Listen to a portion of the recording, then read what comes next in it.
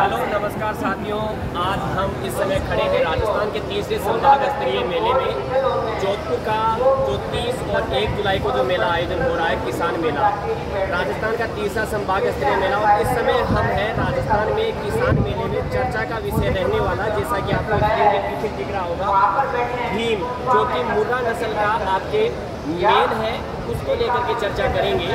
और जोधपुर यूनिवर्सिटी में इस समय भीम जो है किसानों के एक आकर्षण का केंद्र बना हुआ है।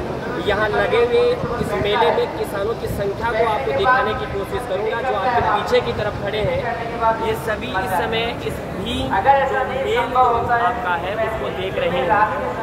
कुछ जानने की कोशिश करते हैं। ये मुर्रा नस्ल का आपके जिसको कह सकते हैं भीम है। उम्र इस समय इसकी 9 साल है, जो कि इसके ओनर जो है जहांगीर साहब, उन्होंने बताया कि इसकी उम्र 9 साल है। और इस समय ये आकर्षण और चर्चा का केंद्र है। लगातार किसानों के साथ विभिन्न प्रकार के मेलों में ये आकर्षण का केंद्र है। आप देख सकते हैं जैसा कि इसकी आइडेंटिफिकेशन होती है कि यहाँ पर जैसा कि इसके आप सींग जो आप देख सकते हैं, यहाँ पर एक सिक्का निकलना मुश्किल है। आप इसके हेड को यहाँ से देख सकते हैं। जो आपके मुर्रा नस्ल का जो सिम्टम, मुर्रा नस्ल की जो पहचान है उसको दिखाता है। शरीर की अगर आप बात करोगे तो शरीर जिसको कह सकते हैं एकदम शाइन शरीर, और जिसको कह सकते हैं इस समय वेट 1500 kg के आसपास है। ये आसपास इस समय इसका वेट है। और हम जानने की कोशिश करेंगे जहांगीर साहब से कि क्या इसकी जीवन जो पद्धति है, दिनचर्या की शुरुआत क्या होती है। इस समय हम जानने की कोशिश करते हैं जहांगीर साहब से। वो बताएंगे हमें अपने इस मुर्रा नस्ल के भीम के बारे में, क्या इसका खान पान है, कब से ये मेलों का आकर्षण का केंद्र बना हुआ है, और बाकी जो चीज़ें हैं वो भी जानने की कोशिश करेंगे। और इस समय एक बार पुनः बता दूं कि राजस्थान का तीसरा संभाग स्तरीय मेला, और मैं यहाँ पर जानने की कोशिश करूँगा। तो यहाँ पर नमस्कार जहांगीर साहब, जैसा कि लगातार इसके बाद आपको चर्चा का केंद्र ये बना हुआ है। मुर्रा नस्ल का ये भीम के नाम से जिसको कहा जाता है, जाना जाता है। जैसा नाम है वैसा ही इसका काम भी है, वैसी ही शान और शक्ल मुर्रा नस्ल को दर्शाता है। तो आप कब से ये मेलों में आपकी इसकी कैसे शुरुआत रही, आपको कहाँ से ये आइडिया मिला कि ऐसा किया जा सकता है? ऐसा है कि मैं आपको ये जानकारी देना चाहूँगा कि किसी भी चीज़ को इस धरती पे बनाने वाला इंसान तो है ही नहीं। बिल्कुल। तो ये कुछ चमत्कारिक चीज़ें जो हमें प्राप्त होती है वो भगवान की विशेष आशीर्वाद से प्राप्त होता है। बिल्कुल। तो ये जो आशीर्वाद मुझे भगवान से प्राप्त हुआ है, ये उनका एक आशीर्वाद है मुझे। और अगर हम आध्यात्म की तरफ जाते हैं तो हमारी सोच तो बहुत छोटी है। बिल्कुल।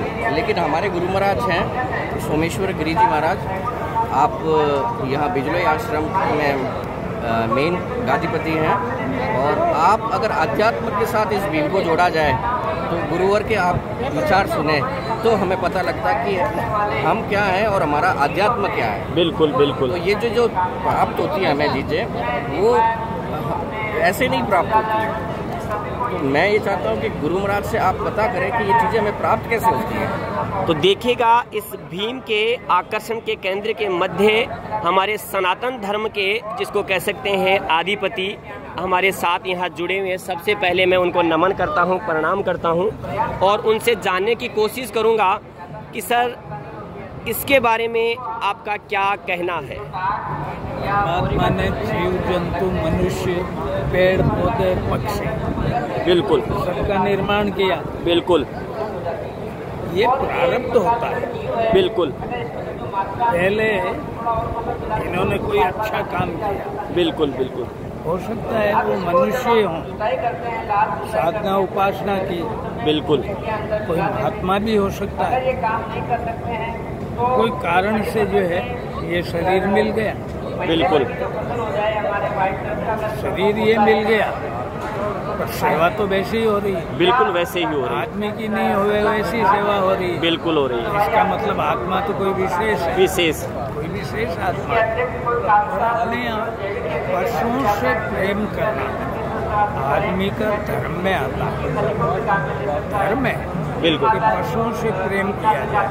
इन्होंने इससे प्रेम किया। अभी ये बता रहे थे कि अगर जावेद इससे इसके हाथ नहीं घुमावे ये नाराज हो जाए। बिल्कुल पशु भी प्रेम चाहता है, बिल्कुल प्रेम किया है,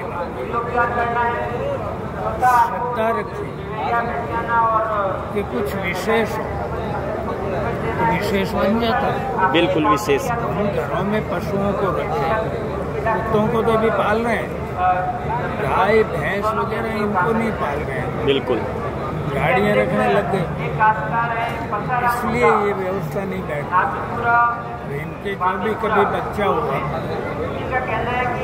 जैसे हरियाणा की नस्ल है, बिल्कुल हाँ, मुर्रा नस्ल हरियाणा की जानी मानी नस्ल है, पर हरियाणा में भी ऐसा वैसा नहीं, बिल्कुल नहीं है। इस समय भारत में इसके मुकाबले अगर देखा जाए तो कोई ऐसा मुर्रा नस्ल का नर नहीं है, और ये कहा जाए कि भैंस वर्ग में भी ऐसा कोई नहीं है इस समय, तो निश्चित रूप से विशेष तो है। मैं कहीं पढ़ा था विश्वामित्र ने जो है भैंस की और ऊँट की रचना उनकी की हुई है, ब्रह्मा की रचना नहीं। बिल्कुल उन्होंने विशेष बनाई, दूध ज़्यादा देता है, इसकी जो माँ होती है बिल्कुल, गाय से सब पशुओं से ज़्यादा दूध भैंस का होता है, भैंस में सर्वाधिक दूध देने वाली मुर्रा नस्ल है, और क्रीम भी उसमें सबसे ज़्यादा होता है। भेड़ के बाद अगर किसी में क्रीम है तो भैंस में है। बिल्कुल राइट है। वास्तव में ये साधना से बड़ा हुआ, ये नस्ल जो है मंत्रों की, विश्वामित्र गायत्री मंत्र के ऋषि रहे, उन्होंने इसको बनाया। अब ये जो है इनके प्रारब्ध थे, ये यही आना था। बिल्कुल ये लेके आए रेशा बन गया। बिल्कुल इसके भी प्रारब्ध हैं, इनके भी प्रारब्ध, बिल्कुल हमारे आपके भी प्रारब्ध है, पहले कहीं कहीं मिले हुए हैं। मैंने कोई जमाने में ऐसी बात हो गई थी एक महात्मा से, तो मैंने बोला अगर है तो यमराज जी को दिखा दो, सही है, नहीं तो ये गप है, मैं नहीं मानता बिना देखे। तो मैंने वास्तव में देखा, उन्होंने मुझे मंत्र बताया और मुझे यमराज दिखे। बिल्कुल इतना विशाल शरीर, अगर ऐसा भैंसा नहीं होने तो उनके पाँव नीचे रहे। राइट, शरीर विशाल, पहले भी आदमी बहुत बड़ा, भीम नाम क्यों मिला? क्योंकि महाभारत काल में इनसे लंबा चौड़ा कोई आदमी था ही नहीं, कोई नहीं रहा। इस समय भी ये भी एक विशेषता है। विशेष ये तो हो सकता है इन्होंने इनके मन में डाल दिया, हो सकता है। तो ये कोई विशेष आत्मा रही इस रूप में, इस रूप में भी आज सही पूछो तो पूजा जैसे बिल्कुल इतने लोग दर्शन कर रहे हैं, हजारों की संख्या में प्रतिदिन आ रहे हैं। कारण के कर ही नहीं सकते। बिल्कुल सही है। इस शरीर को नहीं है, इसके अंदर जो बैठी हुई आत्मा है वो कुछ विशेष है। जैसा कि सनातन धर्म के गुरु महाराज ने बताया कि ये विशेष है, और विशेष इसमें विराजने वाली जो अंतरात्मा वो भी विशेष है। इसी के बारे में और जानने की कोशिश करते हैं जहांगीर साहब से। जहांगीर साहब, थोड़ा सा आप ये बताने की कोशिश करें कि आप एक सेकंड है ना,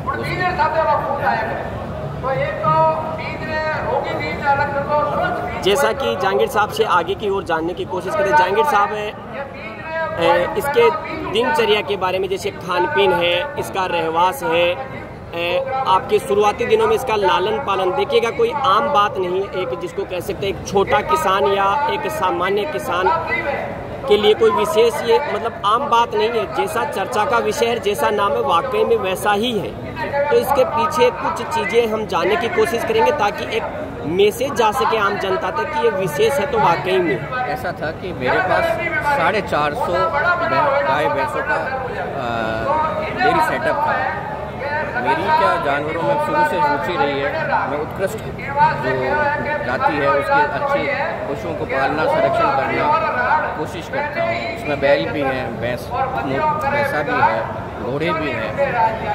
तो मुझे ये बच्चा था 2 महीने का, तब मेरे को उसमें कुछ विशेष दिखा कि इसको हम मेहनत करें, तैयार करें तो ये आगे बढ़ सकता, अच्छी चीज़ बनेगा।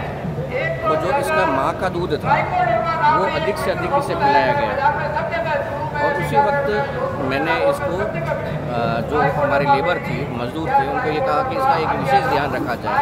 तो उन्होंने धीरे धीरे इसके ऊपर विशेष ध्यान दिया गया, खाना पाना किया गया। हमारे पास 2 डॉक्टर की व्यवस्थाएँ थी, तो डॉक्टरों ने अपने हिसाब से इसको इसका खान पान की व्यवस्था रखी और 5 साल तक इसको ब्रह्मचार्य का धारण करवाया। बिल्कुल। तो वो जो खान पान, इसकी रख रखाव और इसका जो था, तो ये विशालकाय रूप में परिवर्तित हो गया। परिवर्तित करना हमारे हाथ में नहीं है, ये तो संरचना ईश्वर की थी, वो इस तरीके से बाहर निकल के आई। जब कोई चीज़ बन जाती है और खूबसूरत बनती है, अच्छी बनती है, तो आम जनता उसकी तारीफ करती है, उसका मान सम्मान करती है।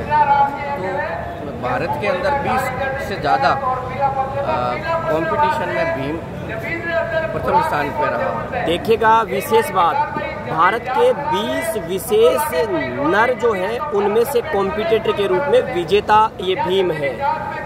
भीम के कद काठी के अनुसार, क्वालिटी के हिसाब से, मुर्रा नस्ल की गुणवत्ता के आधार पर इससे अच्छा आज भारत में है नहीं। बिल्कुल।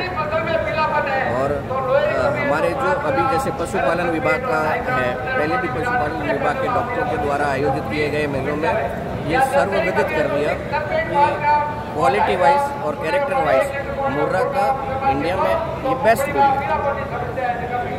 है। सर, वैसे आपका रहने वाले किस जगह से हैं?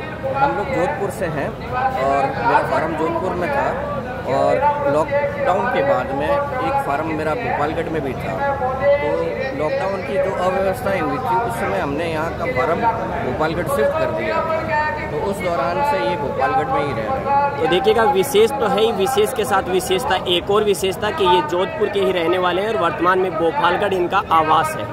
तो देखिएगा, इसके बारे में जानकारी लेने की कोशिश की, हमने जानने की कोशिश की है, इसके लिए हम आभारी हैं। जहांगीर साहब, आपका धन्यवाद कि आपने एक बहुत महत्वपूर्ण सूचना जो है इसके माध्यम से दी। ये सूचना जैसा कि आम किसानों तक भी पहुंचेगी तो कुछ किसान इस प्रकार के नवाचारों को कुछ अडोप्ट करने के लिए अग्रसर हो सकते हैं। देखिए कि मेरा जो आप लोगों से निवेदन है, मेरा ऐसा सोच है कि आज इसको 30 करोड़ रुपए मुझे बोली दी गई है कि आप मैं 30 करोड़ देते हैं, आप भीम को दे दो।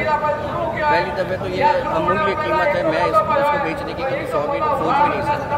बिल्कुल, चाहे इसके लिए मुझे 100 करोड़ रुपए भी दिए, लेकिन मैं अपने भगवान ने मुझे एक विशेष तोहफा दिया है, तो इस तोहफे को मैं अपने पास तो है ही, इससे आम जनता को कैसे फ़ायदा मिले और उनका इससे कैसे कल्याण हो, उसके ऊपर मैं कार्य कर रहा हूँ।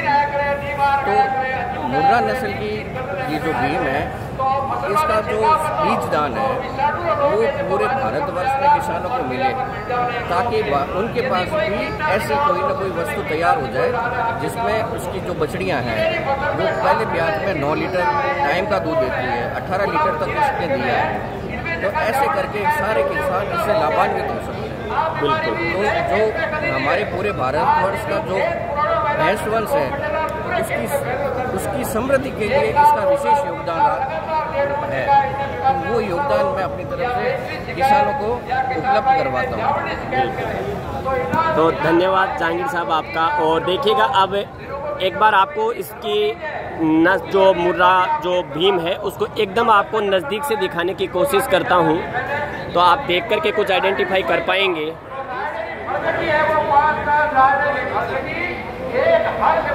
जैसा कि इस समय ये आराम कर रहा है।